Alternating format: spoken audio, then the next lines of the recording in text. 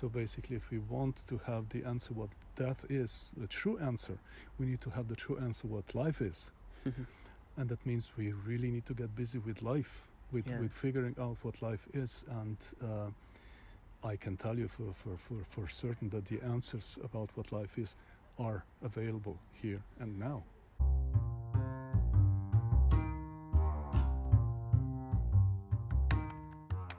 Hey, I'm Johnny, and you're listening to the Reflections podcast.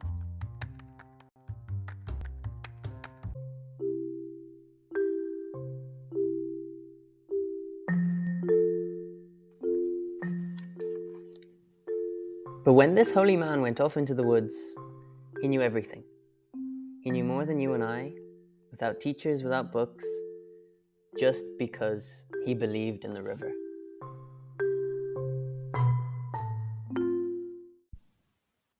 Hello, and welcome to another episode of the Reflections podcast. So that was a quote from Siddhartha by Hermann Hesse. And back in 1922, Hermann Hesse wrote Siddhartha surrounding the theme of the search for self-realization. And it's the search by a young Brahmin, Siddhartha himself. And it was inspired by Hermann Hesse's visit to India just before World War I. Now, I'm so excited to introduce today's guest to you today. I've just finished the book Siddhartha myself, and you can make a lot of comparisons with the journey that Siddhartha made and the journey of our guest today, Janko. Born in Slovenia, and back then a socialist Yugoslavia, Janko began his search for the truth and self-realization at the humble age of 8 years old, where he began really questioning what he was being told. And like Siddhartha, he realized that the highest form of intelligence comes from nature. And he specifically compares life's journey to that of a river. And speaking of rivers, I'd love to tell you how Janko and I met.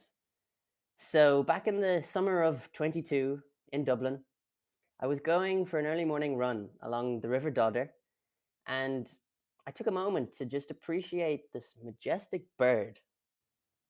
And I noticed this man was also taking a moment to appreciate this bird. And we began chatting and figured that Janko is one of the most interesting human beings that I've met. I could instantly see his connection with nature. But we began chatting about life stories, and I figured that Janko has lived a life. He has just retired from working in the children's books publishing industry. At the age of 16, he hitchhiked to India from Yugoslavia in search of the Dalai Lama.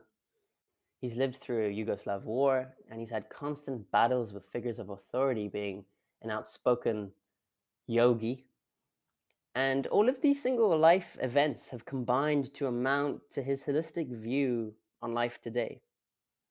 So since that moment we met, Janko has been a constant advisor and mentor of mine, and be his student along with me as we sat next to each other back at the Dodder with this beautiful bird, which turns out to be a heron. And I hope you can learn a slither of what I have from him. Cheers. Well, it's nice to meet you on the river, by the river. Yeah, so just to give some context of... The silent river. Yeah, the silent river with the herrings. Herons. The herons, sorry. Herons. The herons. Yeah, so Janko, can you give me a bit of a background to where you've come from? Well, I've been born in Yugoslavia almost 70 years ago, which was a communist country at that time, and I always felt compelled to basically help my people advance around the changes that have been happening in that part of the world. You know, that communism was eventually replaced by so-called democracy, which nobody was really fit for, and the labor market and the stuff. So we kind of tried to assist people there in that transition by facilitating certain skills that they were missing. And what was it like to live under Russian supremacy at that time? It wasn't a Russian supremacy, actually. It was Yugoslavia was a pain in the neck of Russia. Because it was independent. Attempted Russian supremacy. That's better put. And it was the leading non-aligned country. The President Tito, together with Nasser of Egypt, Nehru of India, they founded the non-aligned movement, and which Yugoslavia was, I think, the first presiding country of. So it was a very unique journey, but it was a journey of within the country that was composed like it was like a federal state, like U.S., where the different states had different nationalities, different religions, different languages, and different economy, and how do you call it, financial power. So they were not very friendly to one another. And how did you know that you wanted to help your people and that it wasn't right what was going on? How did you have that awareness? Was there something that happened, or when you were a child, or you just knew that it wasn't right growing up like this? Well,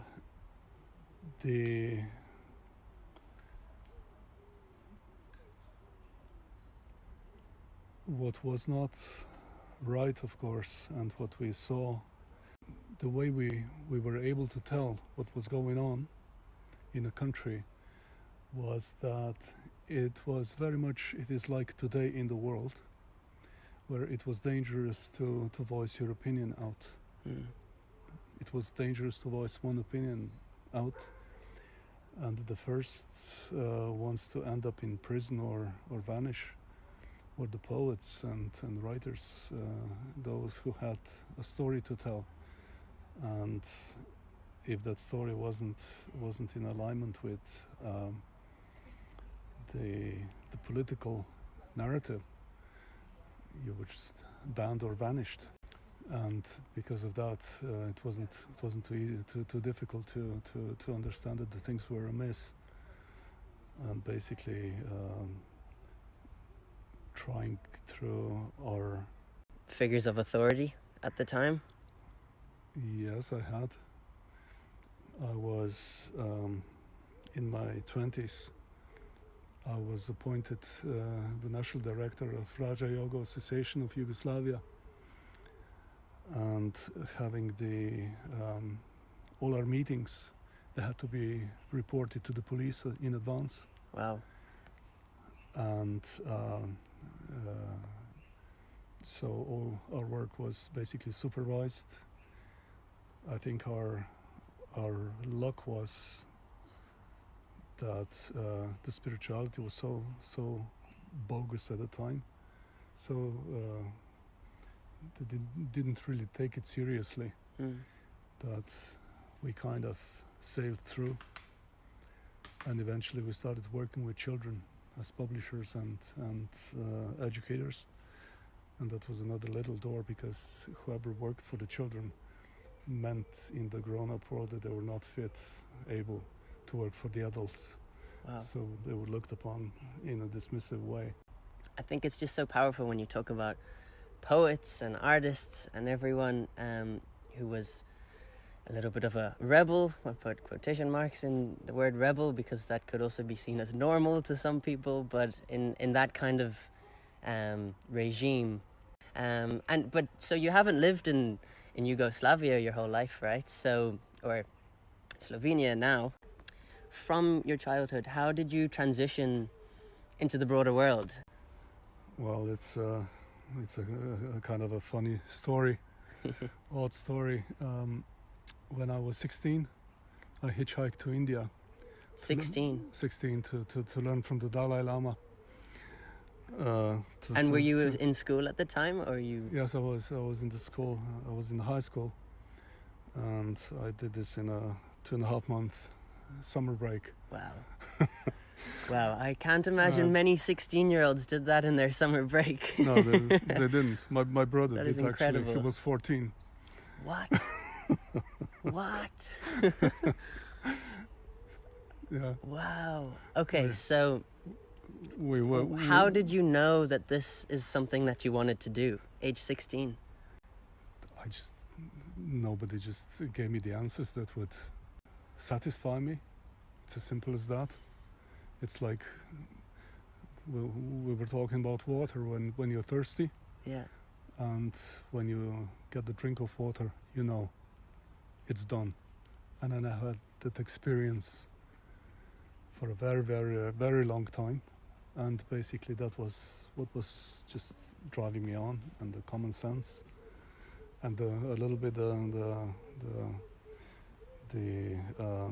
flower power time, Yeah. the hippie time. It was the time of the travels of. So was this during the 60s? Oh yes. Okay. And did you find the Dalai Lama? I got into his ashram, but of course he wasn't home. He does a lot of traveling. He does, and there were no phones at the time. No cell phones, that is. Wow. So I missed him. Got my experience. I bet. And tell me, was this your first experience hitchhiking? Oh no. I was seasoned hitchhiker. Oh wow. Until then. I gotta say, I've just become into the hitchhiking mentality, and you don't know how you're going to get to your destination, but that's okay. There are many ways to get to your destination, right? And tell me about that journey. So, age 16, going from Yugoslavia to Tibet, right? Indian Tibet. Indian Tibet. It was 2.5 months, but how did that journey develop? What was it like? It was actually, in a way, quite uneventful, because it was like a normal journey. In those days, the countries were not at war, so it was a different world of poverty, of very humble life, of water scarcity, plant scarcity. But it was actually fantastic, because it's you meet all these people, all these different cultures. Yeah. But I was a kind of part of the hippie river that was flowing to India in those days. So I bet you met a lot of people along the way, but what did you learn about yourself on that trip? Age 16, I bet you're doing a lot of learning then. I learned my essential lesson, and that was basically that my answer wasn't in India but with myself. That's powerful. My entire journey was basically trying to serve the higher reality, which I kind of figured out when I was 8. And I started reading. I'm a little dyslexic, so it was a slow going. But when I found the amazing world of the benevolent power in the fairy tales, I was so impressed with that I decided at age 8 to serve that by serving people. And I pretty much did that for the rest of my life. Wow. With the attempts, dead ends, what have you. And it was just like the river slowly flowing and learning and changing basically the what it touches. Actually, the river is a change maker in a way, light bringer. And I think life is pretty much like that. I had a very hard life, but every hardship in my life, I was able to turn it into a lesson.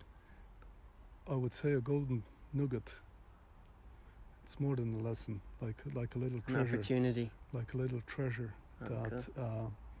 just made me wiser and more determined to really find the answers in life. So, transitioning from that, going into the present a little bit, do you feel that you found the answers through all these experiences? Yes, I have. I have found them. And for listeners, whether that's a 21-year-old like myself, still having a lot to learn in life, and we're definitely looking for a lot of answers about who we are, what kind of advice would you give to someone who's our age and looking to learn about ourselves as well? We have been taught so many things in the wrong way in order to disempower us as humanity. We always had someone who tried to govern us, right? And those who are governing us, or attempting to, they have zero interest for us to find the true reality. So basically, the moment one accepts the challenge that maybe everything or the vast majority of what we do know, what we have been taught, is false, and stop wherever you are. I'm almost 70, and I have absolutely no problem to admit to myself that I have been duped so many times in my life, and I fell for it. And I'm not sorry, because that was the best I could have done. I didn't know better, but today I do know better, and today I have a choice. And always go for your heart. Don't go for your mind. Don't go for your head. Don't go for your anything. Go for your heart. What your heart is telling you. Wherever your heart is taking you, and don't be afraid of making a mistake. When you come to the dead end, you just turn around and walk back. Yeah. And try another alley, another street, and eventually you get out in the clearing. They're not all dead ends.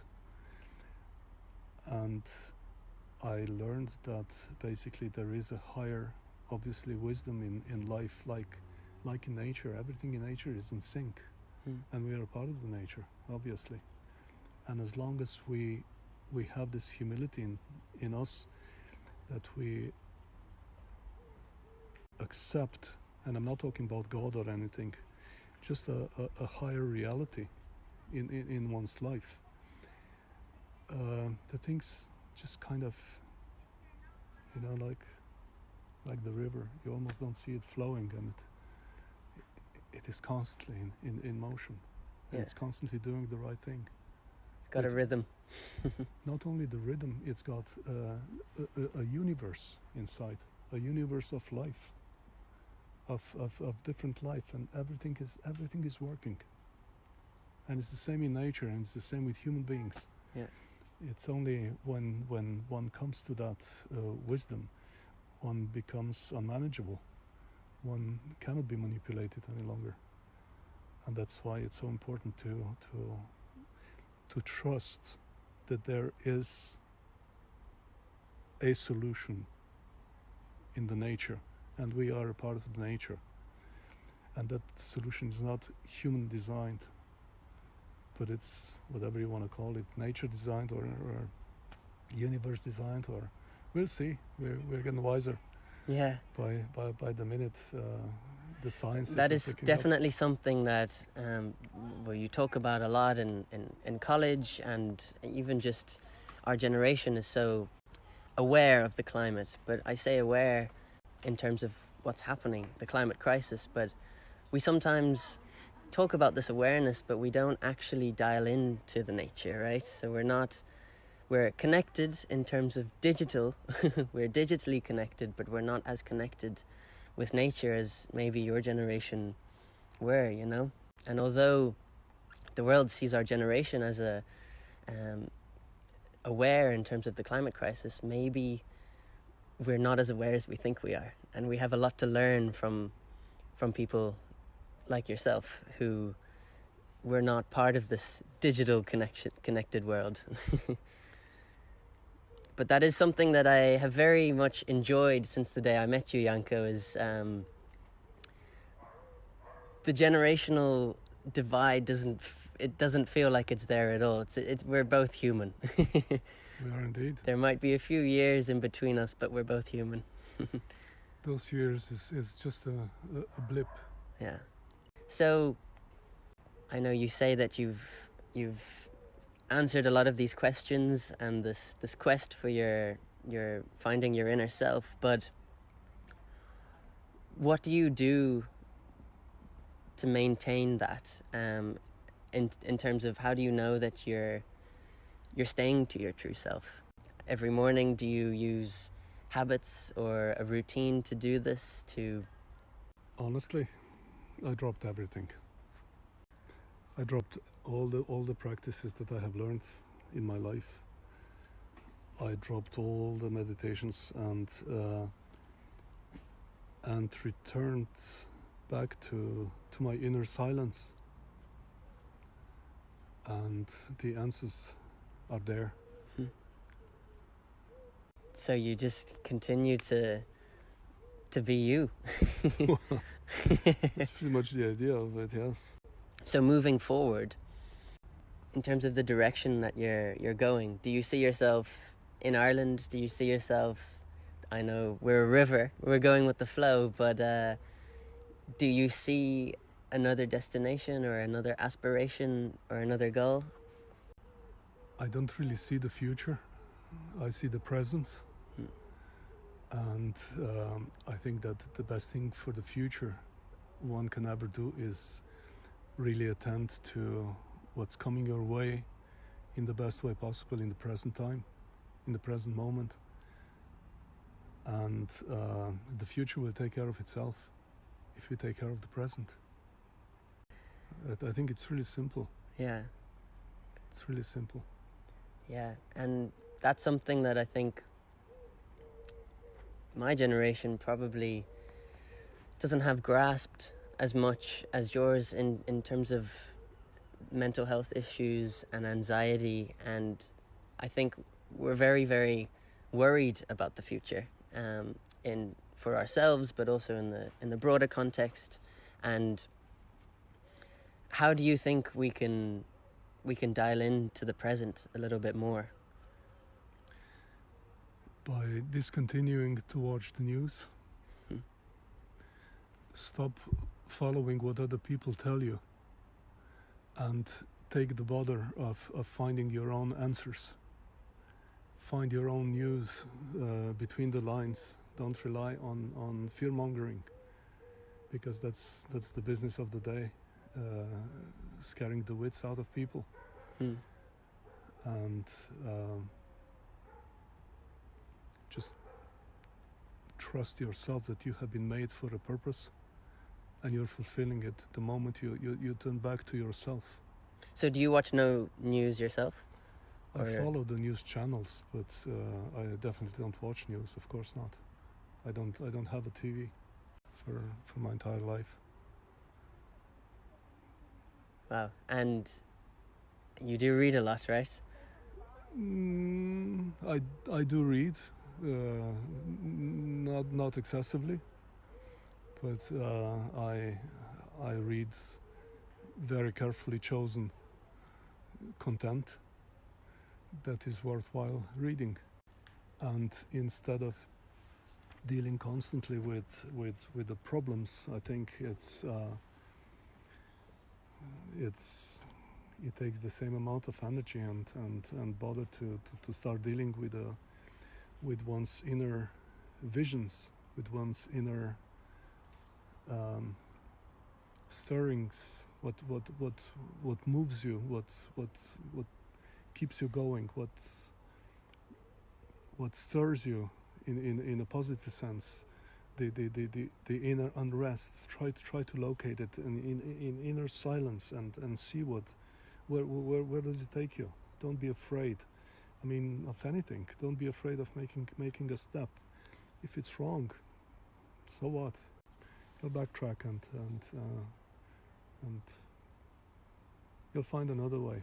There's definitely too much caution in terms of making a mistake, isn't there? I think. True, very true. That's something. It's a society.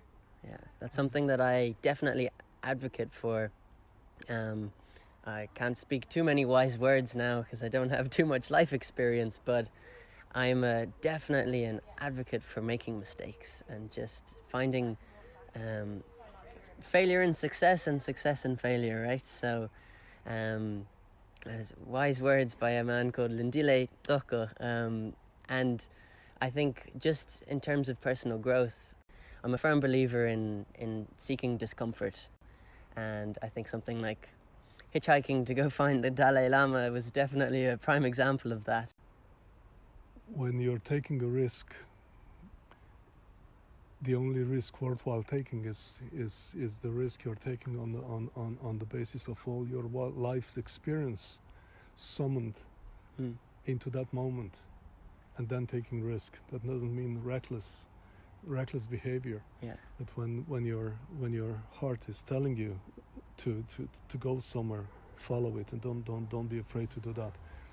And it's not very popular to encourage those who are the adventurers in life, because they are trouble for those who like to, who are not the adventurers, right?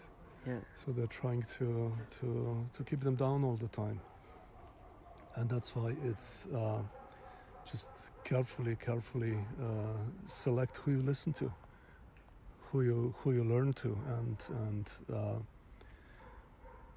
if something's not working, and many things are not working in this world, maybe we've done it completely wrong in the first place, and that means that we have to admit that we have been duped, that we have been wrong, and there's nothing wrong about that. Admitting it's very wrong to mislead someone, but to admit that one has been duped and has fallen for something, I don't see any disgrace in that. If that was the best of performance that I was able to muster at the time, and many of those experiences can be painful, can be very challenging, but they're absolutely worth taking. Where do you believe you took a big leap of faith and just went into an unknown world? The big leap of faith was actually had always been taken in the moments where the majority was telling me to do one thing and my heart was telling me to do a different. And it was always very challenging in order to follow one's heart. So I wouldn't ascribe it to any particular event, because there were many of them. I think it's a way of life more that one ascribes to than the any particular country or event. Yeah. I think we overrate the singular events, because what's really the value of those events, whatever they may be, and I've been through a war, I've been through hyperinflation, you name it, we've been through it. It's not those events, but what you make out of them at the end, where they bring you. And I think that has to do with this inner, profound inner trust in the perfect design of me as a human being, which doesn't need any add-ons. It's like a baby. I mean, a baby needs nothing to grow because it's made that way. And I think that I see myself like a spiritual baby, if you like. Just going back to your raw self. I got all toes. all those accounted for, you know, and I just see that it's totally different story than we have been told. Yeah. So all of these personal growth affirmations that you've had, have you found most of these yourself, or have there been other people that have guided you along the way? There have been always other people guiding me along the way until I turned, I guess, about 60.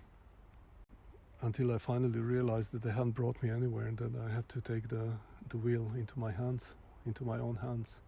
You became the driver of the plane. I became the driver of the plane.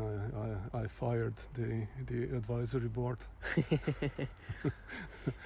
and got into the pilot seat myself. So I know you continue driving, but how did you actually end up in Ireland today? How did you end up here where you are? Oh, that's another long story. I had a period when I was so exhausted, basically totally burned out, that I needed a break, and being a publisher, I could find no better place than Ireland to go to with this amazing body of writers and poets and singers and musicians and storytellers and shanakis and what have you not. I think our life is much bigger than just this little part of the river that we are gazing in. And who knows what the future brings. Who knows what the future brings. And I hope you don't mind me asking this, but do you have any fears? Any fears of death? Or what is your approach to the end? Do you think about it much? No, I don't think about it at all. The story of death just wasn't plausible to me. Life is bigger than death, obviously. And I don't know where and how it's going. I know much more about it than I used to. But dying is another overrated topic in Well, I definitely believe that it's not normalized to talk about death, and everyone's gonna face it at some point. You don't know when, but I really do believe that, especially as young people, whenever there's any form of death, whether it's our dog or a friend, I think it's a little bit different when it's someone so young in such an unfortunate circumstance, but I think there's such an issue with talking about death, and sometimes people just don't talk about it at all, and then it all comes out when there's a funeral, right? And I enjoy having this transparency and just to chat about it all, and I hope it wasn't out of line to mention it. No, not at all. It's only depends on the attitude that you and I are taking. Are we talking like 6-year-olds in a sandbox about death? Are we talking about 18-year-olds, or are we talking about it as mature human beings? If we are talking about like 6-year-olds, the only things that we can talk about death with are basically the concepts and perceptions that we have picked up from the others, right? Because we have no experience of our own, neither knowledge, right? But that doesn't mean that there is no knowledge, a factual knowledge about what death is, what life is. That is just a bleep inside life. So basically, if we want to have the answer what death is, the true answer, we need to have the true answer what life is. And that means we really need to get busy with life, with figuring out what life is, and I can tell you for certain that the answers about what life is are available here and now for everybody who is seeking for them, and that the death, the information about death is available here and now in whatever plenitude you might desire.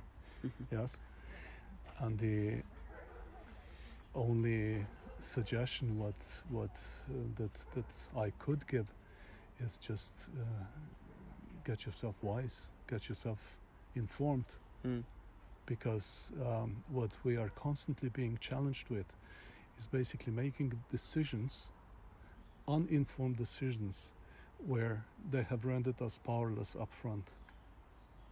Yes? Yeah. Powerless to make a change, and uninformed what on earth to change in the first place. That's a very difficult position to be in. So the first thing you need to do is empower yourself. Stand in your own self, in your own heart, in your own self-awareness. Not only self-awareness, but really knowing who you are, what you are. That's much more than self-awareness.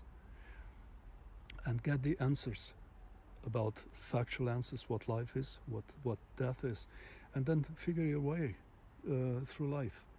And you'll see that basically the vast majority of things is just fear-mongering, because when people are completely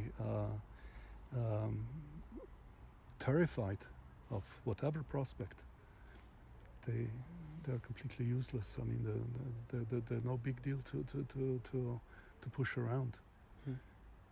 But if you know your way, you're gonna stand your ground. And you know you're gonna know what to do. So, if you're a 21-year-old like myself, how do you believe it is best to find this knowing yourself? Is there a certain, I know there's a mentality switch that we may need to have, but how do you believe it's best done? I would say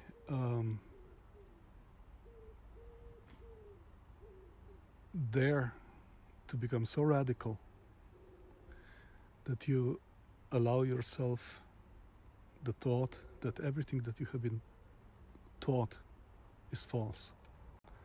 And trust me, for me, at 70, it's much harder to do than for you at 21. Much more load. And if one has the courage to do that, and then truly starts looking for the answers are out there, and don't go for cheap answers. Do your homework. Brilliant. Well, Janko, it was so lovely chatting with you, and thank you for your amazing advice and insights and inspirations. I've so enjoyed our chats, and I've enjoyed being able to document it today, and I'll continue to ride through this river and live as much in the present as possible. Thank you so much for chatting with me. You're very welcome, Johnny. All the best on your journey. You too.